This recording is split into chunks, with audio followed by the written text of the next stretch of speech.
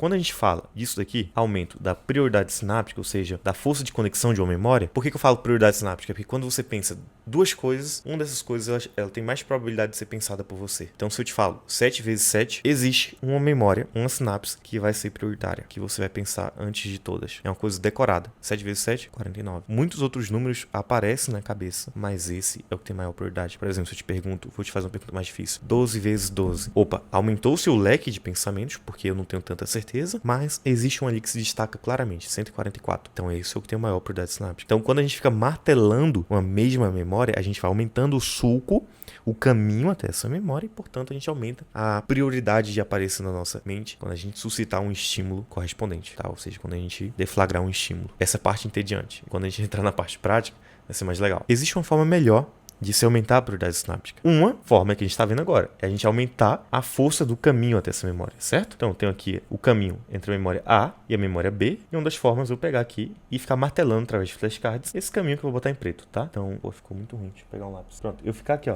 martelando. Quanto mais eu martelo, quanto mais eu repito essa memória, quanto mais eu evoco essa memória, mais ela se fortalece, tudo bem? Então, eu digo que eu estou aumentando a prioridade sináptica dessa memória.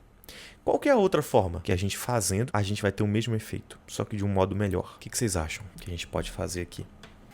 Uma forma é essa, é a gente fortalecer um dos caminhos. A gente tem um caminho, a gente fica fortalecendo esse caminho. A gente tem uma pergunta, a gente fica pensando sempre nessa mesma resposta. Pergunta, resposta, pergunta, resposta, pergunta, resposta. Esse é o caminho padrão. Só qual que é a melhor forma? É eu adicionar caminhos. É eu codificar novos caminhos. Novas formas de se pensar a memória. Nem que para isso eu tenho que aprender outras coisas no caminho. Eu tenho que adicionar pontos de relevância. Aqui um ponto de relevância C, um ponto de relevância D. Então, fazer. Vamos supor, olha só, suponhamos que fizéssemos flashcards, tá? Vamos estar para a parte de flashcards. Eu revisar um mesmo flashcard aqui, 1, 2, 3, 4 vezes, tem o mesmo efeito de eu revisar 2 flashcards, tá? Diferentes, uma vez cada, tá? Então vamos supor que 8, né? 1, 2, 3, 4, 5, 6, 7, 8. Tem o mesmo efeito de eu revisar aqui 2 flashcards 2 vezes cada. Ou seja, meio que o meu esforço cai pela metade, tá? E meu aprendizado permanece o mesmo. Porque eu adicionei caminhos até essa memória. Eu adicionei estímulos diferentes que me levam ao mesmo pensamento. Mas eu não preciso de flashcards para isso, tá? Qualquer método de revisão básico é capaz de me fazer codificar mais ideias, tá? Codificar mais caminhos da memória. Então, a regra de ouro é, algo está difícil de memorizar, o que eu faço? Eu aprendo mais sobre esse algo. A melhor forma de se memorizar coisas difíceis é memorizar mais coisas acerca dessa coisa difícil. Sempre, sempre. Preciso decorar tal coisa. Decore ou aprenda mais sobre cada componente dessa coisa. Tô aprendendo aqui o ciclo da briófita. Rodrigo, tem muitas etapas. Aprenda mais sobre cada etapa. Se você fizer isso, você vai automaticamente ficar com a memória muito mais fresca sobre aquele núcleo principal ali. Isso é inegável. É tiro e queda. Entendeu? Algo tá difícil de se decorar? Decore mais coisas sobre esse algo, em vez de tentar decorar apenas o algo que você está tentando decorar, ok?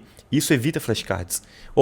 Rodrigo, eu quero fazer flashcard, eu gosto de fazer flashcard. Tá, faça mais, faça com maior diversidade e revise menos, ok? Essa é a regra de ouro. Isso que ficou claro? Então, eu creio que de aspecto teórico, chato, já deu.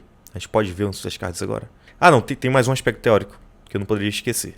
Quando a gente fala de flashcard, a gente está falando de evocar memórias, certo? A gente está falando de evocar memórias. Quando a gente fala de evocar memória, a gente só pode evocar um tipo de memória, que é a memória do tipo, na verdade, de natureza, né, declarativa, que essa é a própria definição das memórias declarativas, aquilo que você pode evocar.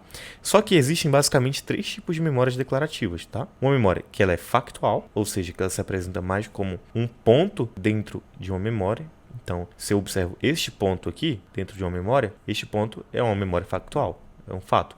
Então, flashcard, ele é algo que quer me levar do ponto A ao ponto B. Ou seja, quer me fazer lembrar um fato, ok? O outro tipo é um conceito, uma memória conceitual. E um outro tipo é uma memória procedimental. Qual que é a diferença? Vou explicar rapidamente. Um conceito, ele tem essa estrutura aqui, que você está vendo. Isso aqui tudo é o conceito. Qual que é a diferença entre um conceito e um procedimento? Um procedimento, ele requer que exista um fluxo lógico perene entre as memórias A, B, C e D. Por exemplo, para você aplicar um golpe, para você executar um script. Isso aqui é como se fosse um script de memória. Óbvio que quando ele se conforma nos nossos neurônios, ele admite alguma variabilidade, mas é muito pouca. Conforme você vai treinando a memória procedimental, repetindo o mesmo número de fatos em sequência, você vai transformando ele mais numa memória conceitual, porque vai ser mais nuançado. É só pensar no jiu-jitsu, por exemplo. No início você aprende bonitinho, passa a perna no pescoço, sobe a outra, pega na cabeça. Tudo bonitinho, um triângulo, um golpe de um triângulo, por exemplo. Mas conforme você vai ficando mais experimentado, você pode variar tranquilamente as etapas e você vai chegar num resultado parecido, ok? Então, a evolução natural de uma memória que é de ordem procedimental, o que seria um outro exemplo, Rodrigo? S é igual a SO mais VOT mais AT ao quadrado sobre 2. Isso aqui é uma memória claramente procedimental, não é um conceito. Essa memória especificamente não é um conceito. Eu tenho que lembrar dela exatamente dessa forma. Ou então V ao quadrado é igual a V0 ao quadrado mais 2 alfa delta S. Tá? 2 aceleração delta S. Eu tenho que decorar desse jeito. E não tem muito grau para variação disso daqui. Não tem muita conceitualização da memória em si. Óbvio que eu posso transformar agora isso daqui no conceito. Ok? Óbvio que eu posso. Mas a natureza dela é de procedimental. Flashcards possuem uma aplicabilidade na memorização de fatos e procedimentos. Se alguém chega para mim e me mostra um flashcard conceitual, eu infarto, tá? É muito ruim. É muito ruim. É um tiro no pé absurdo.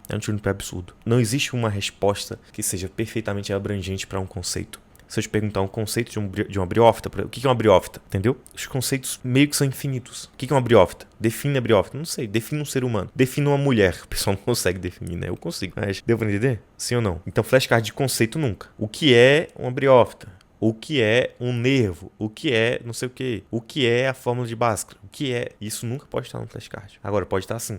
Cite a fórmula de Bhaskara. Pronto, isso sim. Porque a fórmula em si é um conjunto de fatos seriados, portanto, está mais perto de um procedimento, de uma memória de ordem procedimental. Isso aqui está confuso ou está tranquilo? Porque quando eu for lá no Enki, agora que eu estou indo lá no Enki ver uns flashcards, isso aqui tem que estar muito claro do que é cada coisa, entendeu? Pronto, de teoria é isso. Propaganda Super. Se você quer ter acesso ao treinamento de aprendizagem avançada, hiperfoco e preparação de alto desempenho mais completo e robusto do país, ser acompanhado por um ano inteiro, participando ao vivo de mentorias frequentes e conviver numa comunidade para estudantes de elite, conheça o Cognos, link na descrição e no primeiro comentário.